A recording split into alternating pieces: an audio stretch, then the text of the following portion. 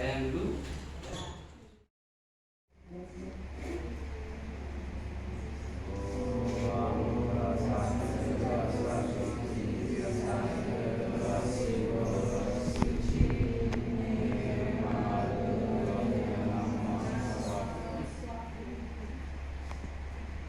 Pranayama.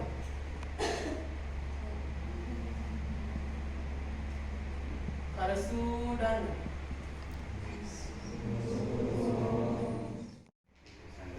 Ku titik saja ngawet.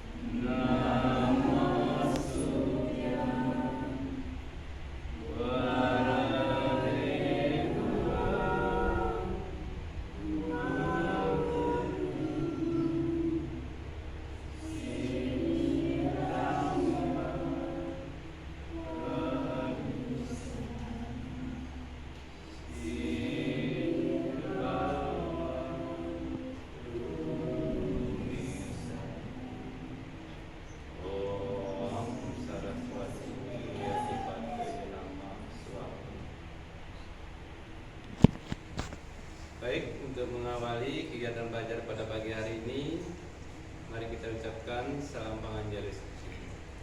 Om Swastiastu. Silakan duduk kembali. Hari ini banyak yang kita hadir? Ada yang hadir? Hadir semua ya?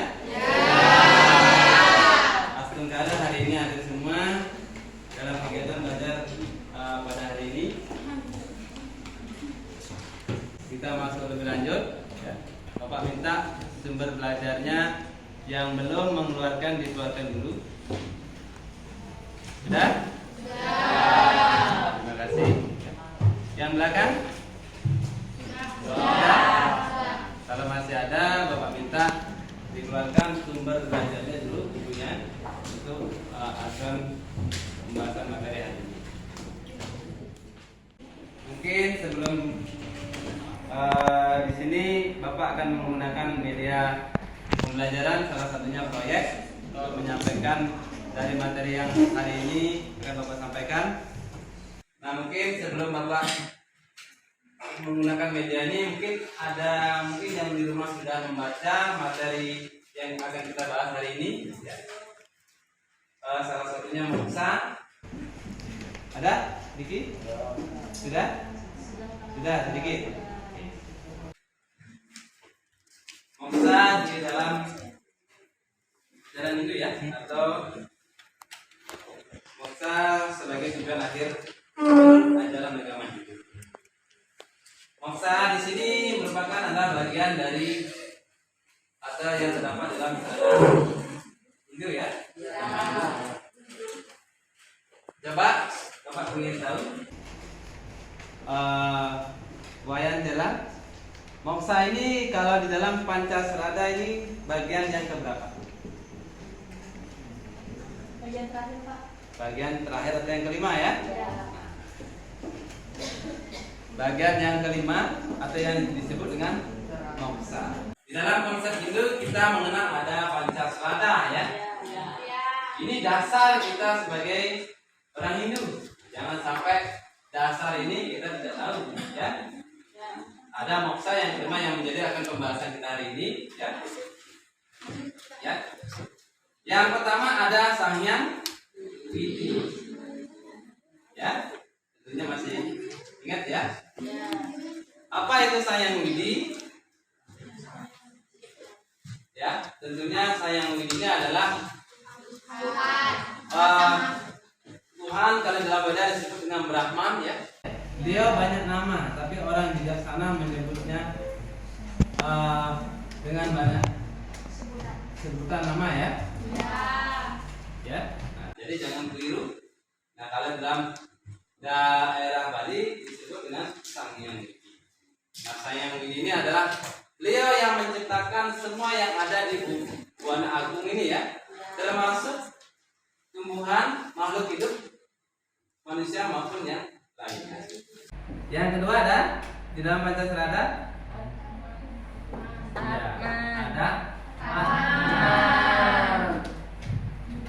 Atman ini siapa? Atman ini adalah percikan dari makanya dalam materi Atman di situ dikatakan ada 12 sifat Atman ya. Atman ini siapa? Atman ini adalah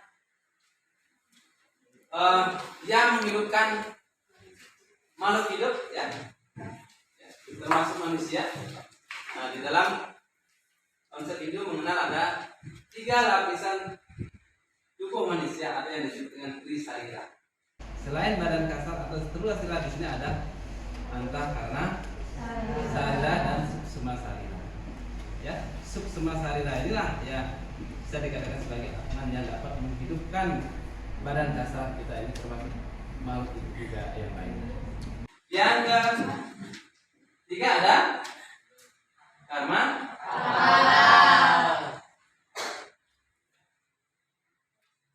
Apa karma palayu? Adalah karma yang hasil dari perbuatan kita. Ya. Bagus ya. Jadi karma pala ini adalah suatu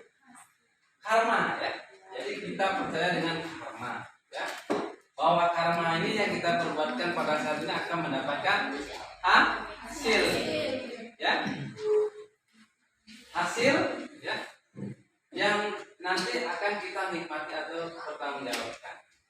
Contoh seperti bapak petani, kalau dia menanam jagung di sawah pasti jagung yang dipanen kan?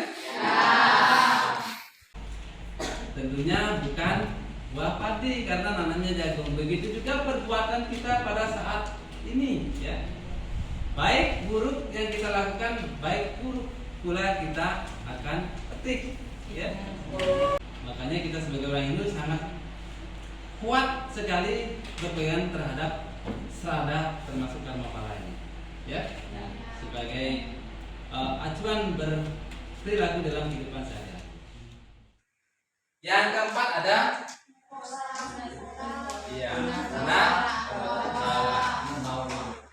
benar bawaan atau samsara, atau bisa dikatakan kelahiran yang berulang kembali atau berulang, ya. Nah, yang kelima di sini adalah moksha sesuai dengan pembahasan tema hari ini, ya. Mungkin coba ada restu yang belakang. Apa itu moksha? Tujuan akhir hidup manusia. Ya, tujuan akhir umat Hindu, ya, atau manusia, ya, atau yang disebut dengan moksha. Apa itu moksha?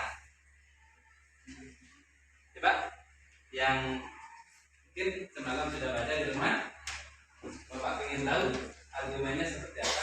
Moksha selain sebagai tujuan yang tertinggi, moksha itu apa? Ya, mana gitu? Moksha adalah tujuan terakhir dari umat Hindu, atau moksha bisa juga disebut sebagai kebahagiaan. Oke, terima kasih. Kasih tepuk tangan.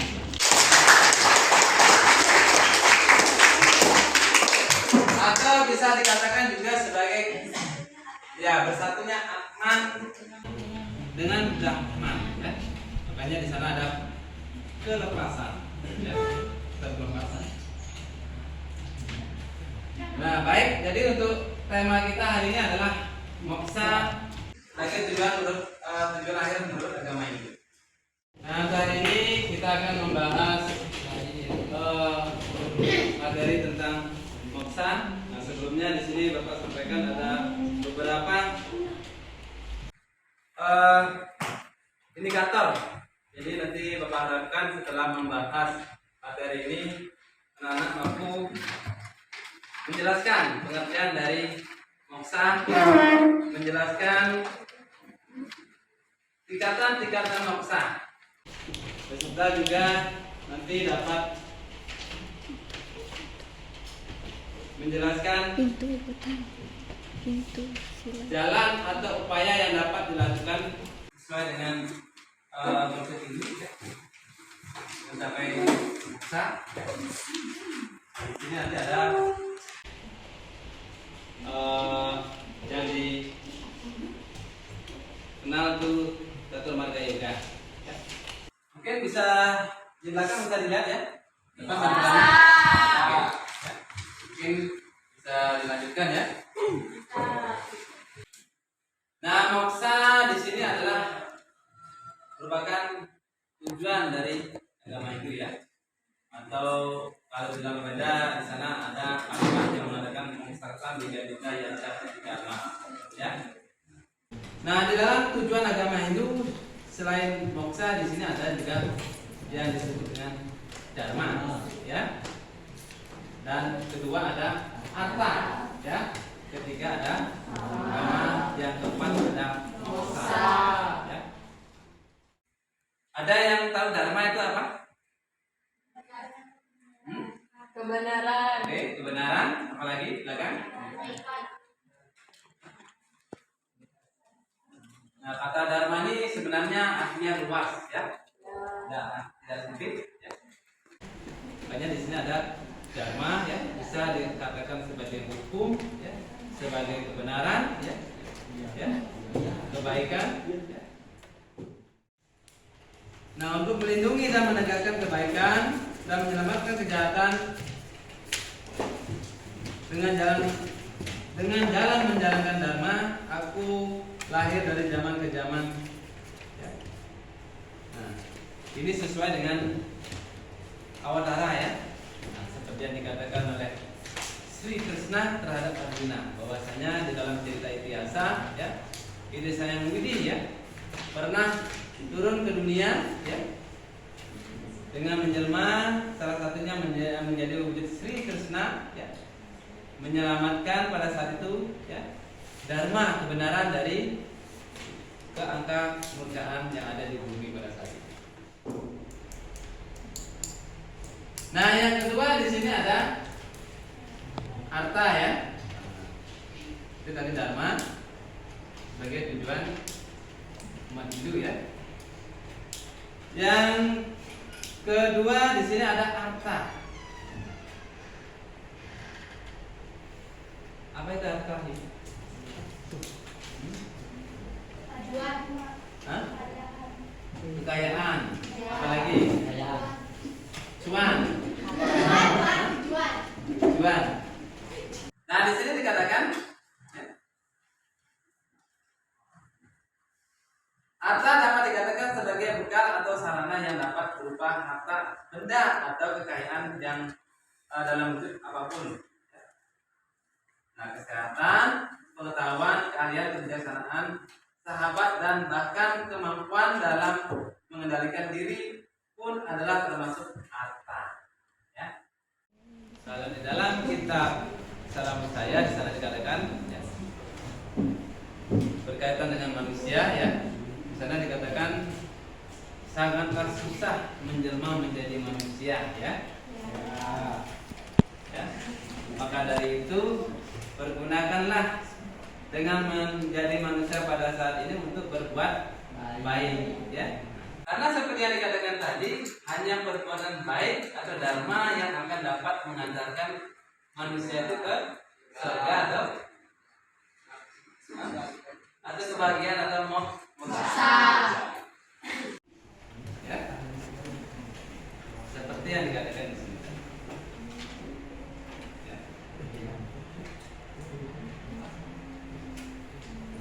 Di sisi lain juga ya, manusia juga dibekali dengan mana ya. Dari mana ini bisa mewujudkan keahlian ya, kepintaran ya, sehingga dapat dari keahlian ini, dari pikiran ini bisa bermanfaat ya.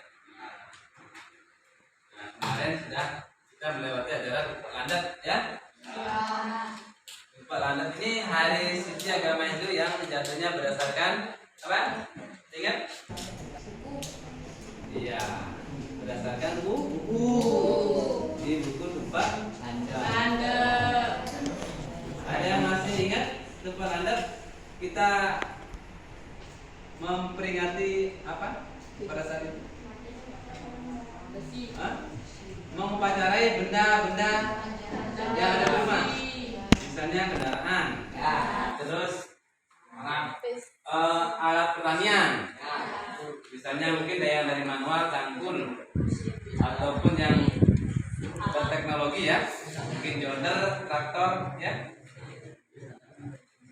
Ini kan yang dibuat berdasarkan hasil pikiran manusia.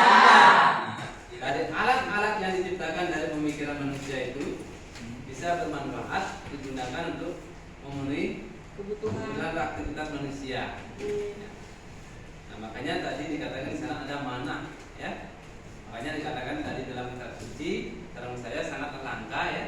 Karena kenapa? Manusia ini dibekali dengan pikiran. Nah, kalau makhluk hidup yang lain tidak dibekali dengan pikiran. Nah, selain itu juga manusia dengan dibekali dengan pikiran dapat mampu menolong dirinya sendiri bahkan makhluk hidup yang lain. Makanya kita harus bersyukur hari ini dengan dari segala kekurangan hari ini kita sudah dilahirkan menjadi manusia yang sempurna. Dari mana ini kita bisa meningkatkan kehidupan pada saat ini. Nah, itu tadi ya. Tidak hanya materi ya. Tadi dikatakan di sini yang sebagai bentuk harta adalah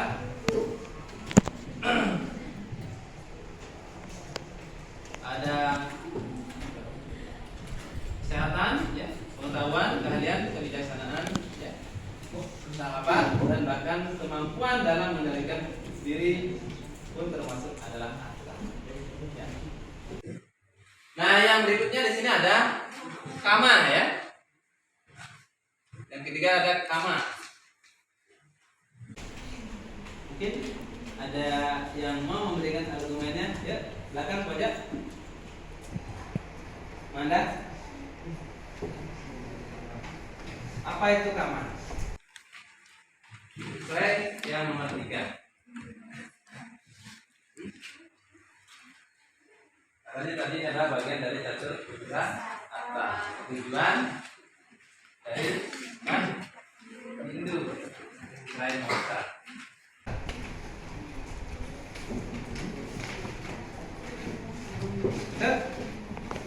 Masih ingat? Lupa? Ya, coba yang masih ingat. Oke, depan. Jadi setiap manusia itu pasti memiliki keinginan. Oke, kasih tepuk tangan.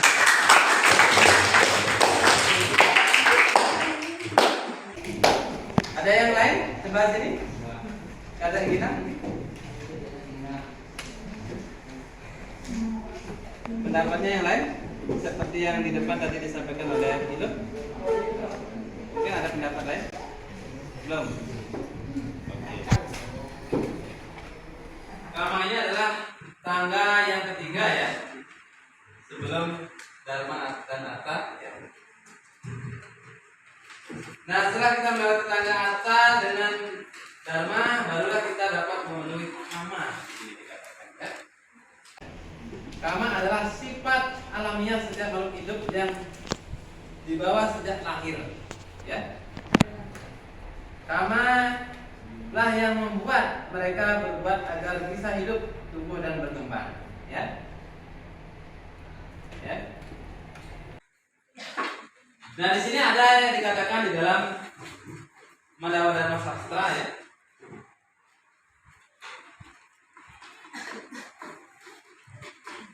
Tak ada satu perbuatan pun di dunia ini nampaknya dilaksanakan oleh seseorang yang bebas dari keinginan, ya.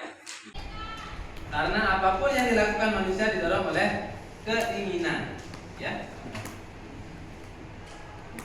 Ya. Kalau di dalam Dasendriya itu pikiran, ya, sebagai raja Dasendriya untuk mengendalikan keinginan, ya. Nah, ini kama, ya. Berikutnya ada moksa. Moksa di sini merupakan keyakinan terakhir dari 5 keyakinan. Ada yang disebutkan Pancasila tadi, ya. Atau yang diyakini oleh umat Hindu. Nah, di sini dikatakan moksa berasal dari bahasa Sanskerta. Mungkin ada yang masih ingat? Moksa berasal dari bahasa Sanskerta tadi, ya, dari kata moks yang berarti membebaskan atau melepaskan. Dan secara harfiah moksa berarti kebebasan dari samsara. Ya. Moksa adalah pencapaian tertinggi dari akhir siklus kehidupan manusia menurut agama Hindu. Ya. Nah, pengertian moksa menurut Saranus saya di sini ada dikatakan dalam Sloka 368 dikatakan adalah bebasnya pikiran dari hawa nafsu dan kekotoran. Ya, ini yang dimaksud moksa. Ya. Mungkin langsung saja artinya, ya. Dalam kitab Saranus saya, sebab pikiranlah sesungguhnya yang membuat sengsara itu. Ya, tadi saya ilustrasikan tadi seperti kereta tadi, ya. Sebab pikiran tadi. Jika pikiran itu dicemari oleh hawa nafsu dan kekotoran, sebab apabila pikiran itu suci tidak terhinggapi kekacauan dengan lenyapnya hawa nafsu dan kemarahan, itulah merupakan hakikat moksa. Berhasilnya menyeberangi lautan kematian. Jadi moksa bukan semata-mata bersatunya tan dengan Brahman, tetapi bagaimana kita dapat mengendalikan pikiran untuk senantiasa merasa sama dalam segala keadaan. Nah, dari penjelasan Sloka 368 dari kita salam saya di atas tadi ya. Dikenal 3 tingkatan moksa. Ada yang masih ingat? Coba ingin ada yang mau menyebutkan salah satu tingkatan moksa? Tingkatan moksa di dalam moksa yang pertama ada samapya, ya. Yang kedua ada sarupya. Ketiga salukya dan keempat sayukya. Samitya, apa itu samitya? Nah, di sini dikatakan suatu kebebasan yang dapat dicapai seseorang semasa hidupnya di dunia ini. Nah, hal ini dapat dilakukan oleh para yogi dan para maharishi, ya. Nah, yang kedua ada sarupya. Adalah suatu kebebasan yang dapat dicapai oleh seseorang di dunia ini karena kelahirannya, di mana kedudukan Atman merupakan pancaran dari kemahakuasaan Tuhan, seperti halnya Sri Rama, ya, di dalam cerita Ityasa, ya, dan Buddha serta Sri Krishna. Walaupun Atma telah mengambil suatu perwujudan tertentu, namun ia tidak terikat, ya, oleh segala sesuatu yang ada di dunia ini, ya. Makanya dia juga sempat harus mengasihkan hutang, ya, 12 tahun. Dia tidak terikat oleh tahta dan kerajaannya, kan? Ya. Yang ketiga di sini arti katanya itu ada salukya. Suatu kebebasan yang dapat dicapai oleh Atman, di mana Atman itu sendiri telah berada dalam posisi kesadaran yang sama dengan Tuhan, ya. Dalam keadaan ini atau seperti itu dapat dikatakan beliau Atman telah mencapai tingkatan dewa yang merupakan manifestasi Tuhan itu sendiri, ya.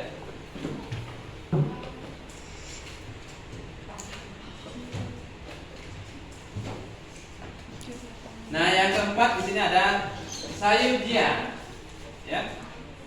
Suatu tingkatan kebebasan yang tertinggi, di mana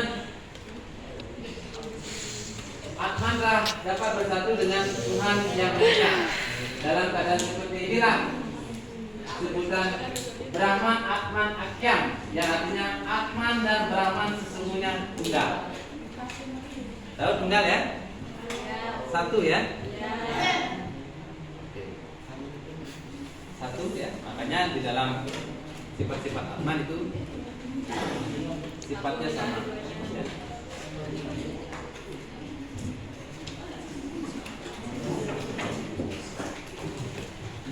Nah, yang berikutnya di sini ada tingkatan moksa menurut keadaan Atman. Kalau tadi tingkatan moksa. Nah, di sini yang berikutnya ada tingkatan moksa menurut keadaan Atman. Nah, yang pertama ada jiwa mukti, yang ketiga ada weda mukti, yang ketiga ada purna mukti. Nah, jiwa mukti di sini adalah tingkatan moksa atau kebahagiaan atau kebebasan yang dapat dicapai oleh seseorang semasa hidupnya. Ya. Tapi tulisannya sih. Di mana atmanya tidak lagi terpengaruh oleh gejolak indria dan maya atau pengaruh duniawi, di mana keadaan atma seperti ini dinamakan dengan samitya dan sarupya. Ya.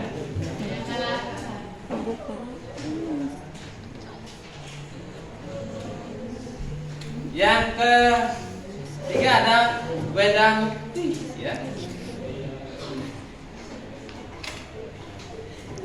Yaitu ketingkatan kebebasan yang dapat dicapai oleh seseorang semasa hidupnya, di mana atma telah meninggalkan badannya atau jasadnya, ya.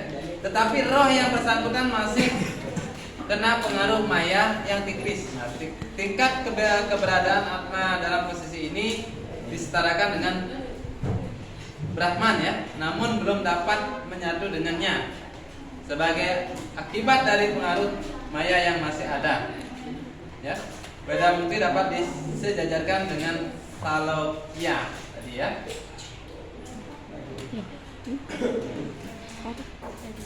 Yang ketiga di sini ada tingkatan moksa menurut keadaan Atman, ada yang disebut dengan purna mukti ya.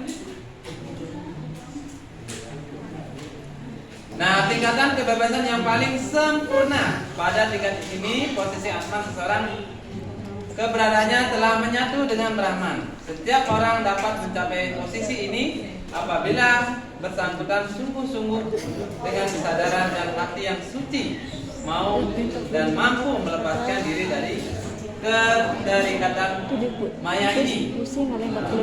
Posisi purna mukti dapat disamakan dengan sayujya.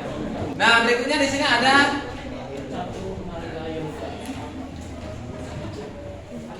Catur Marga Yoga. Ini adalah, mungkin ada masih ingat apa yang dimaksud dengan Catur Marga Yoga? Ya. Ya. Di sini ada 4 dalam konsep itu. Di sini ada dikatakan ada 4 ya. Jalan yang dapat ditempuh untuk seseorang bila bersungguh-sungguh untuk mencapai moksa. Itu tadi ya. Tingkatan moksa ya. Beserta tingkatan moksa berdasarkan Atman ya. Terus jalan menuju moksa, jalan menuju moksa itu tadi yang dikenal dengan Catur Marga Yoga ya.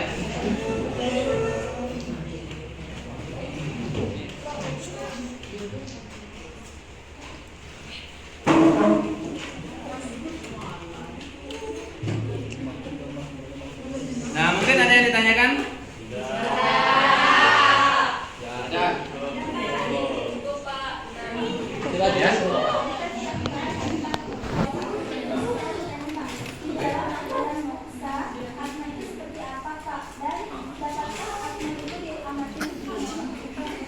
Oke. Baik. Di sini ada kawannya yang bertanya. Ya. Sebelum Bapak jawab, mungkin ada yang di sini kawannya ingin memberikan argumennya. Ya. Dari berdasarkan kawannya tadi yang di depan bertanya. Tadi kawannya bertanya, di dalam ajaran moksa Atman itu seperti apa, Pak? Ya. Dapatkah diamati? Mungkin di sini perlu Bapak ilustrasikan biar lebih jelas ya. Nah, di sini Bapak akan mengilustrasikan.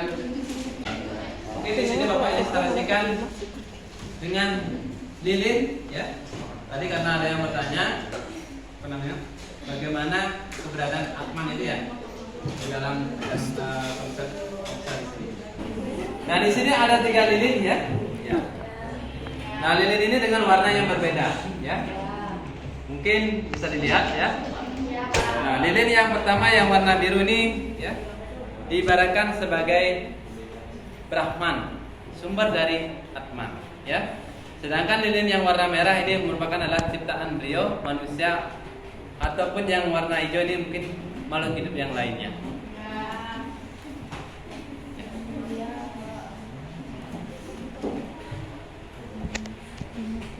Nah, mungkin ini bisa dilihat ya.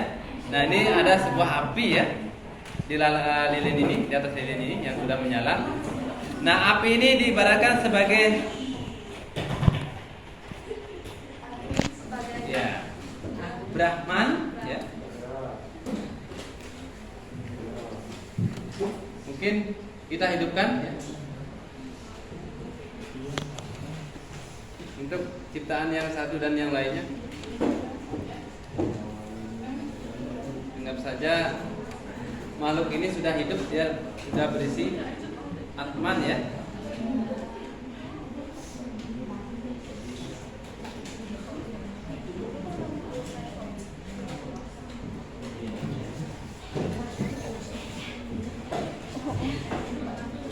Mungkin bisa diamati ya. Lilin 1 tadi ini adalah Brahman, lilin 2 adalah ini makhluk hidup ciptaan dia ya. Mungkin manusia.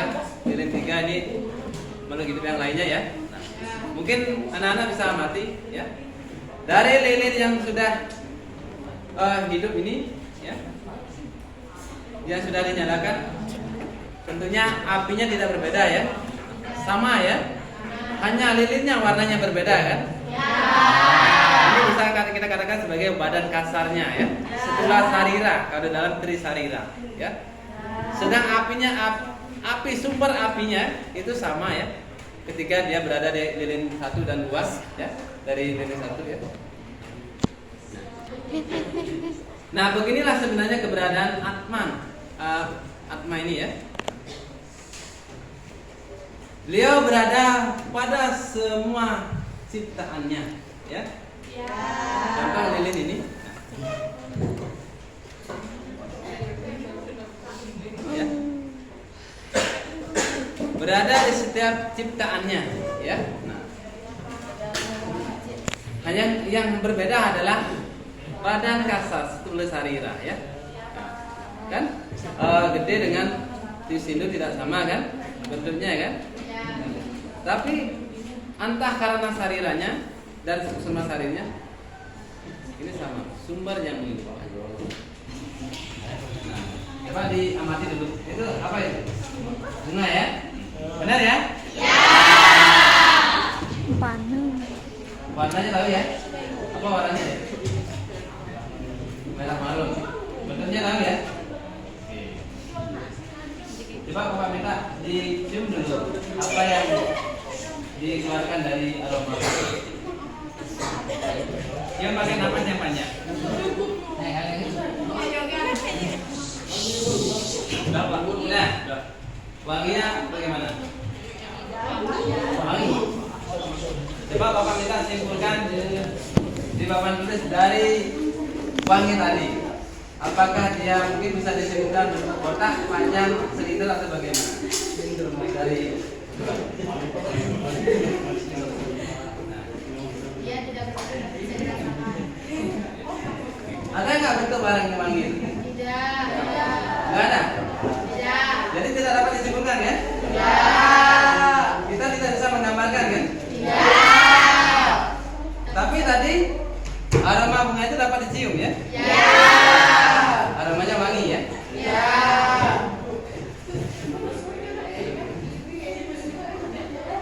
Nah, begitu juga keberadaan Atman ya. Jadi kita tidak bisa mewujudkan keberadaan Atman ini. Tapi kita dapat merasakan keberadaan Atman itu sendiri ya. Nah, contoh tadi yang simulasikan tadi pakai bunga tadi ya. Di sini sudah terdapat soal ya. Bapak minta dikerjakan ya. Setelah itu dikumpul untuk penilaian.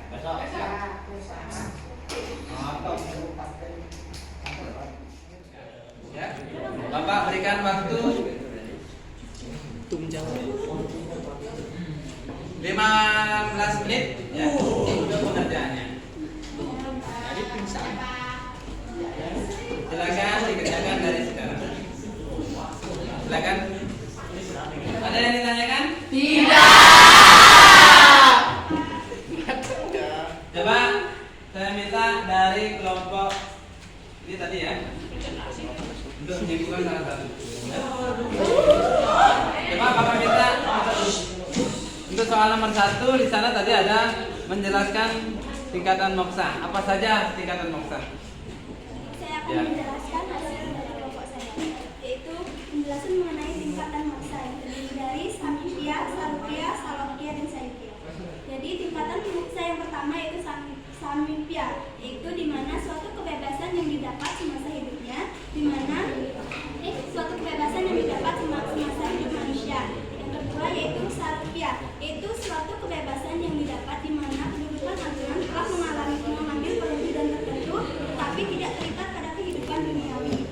Yang terakhir yaitu ada Saipya, yaitu di mana suatu kebebasan di mana Atma telah berada kehidupannya sama dengan Tuhan. Oke. Kasih tepuk tangan dulu.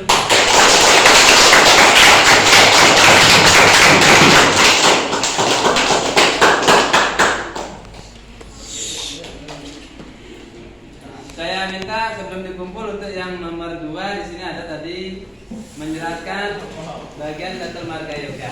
Ya. Dan tawarkan Bapak mana yang mau menyampaikan hasil diskusinya. Oke, kelompok sini sudah semua kan?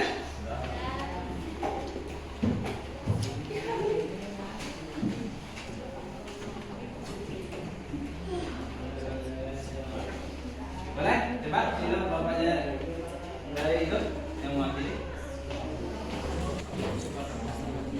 Oke. Pada malu ini dulu ya? Apa karena Lapor. nanti Bapak akan mengamati dari tugas ini. Terima kasih ya, Pak. Mana lagi?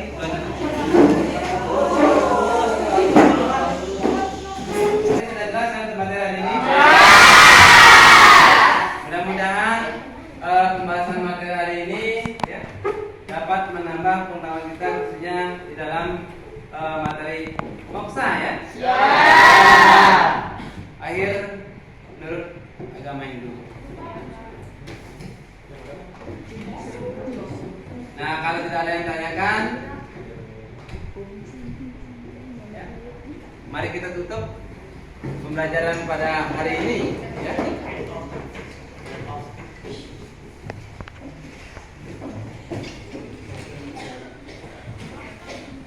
Giring, cakupan tangannya.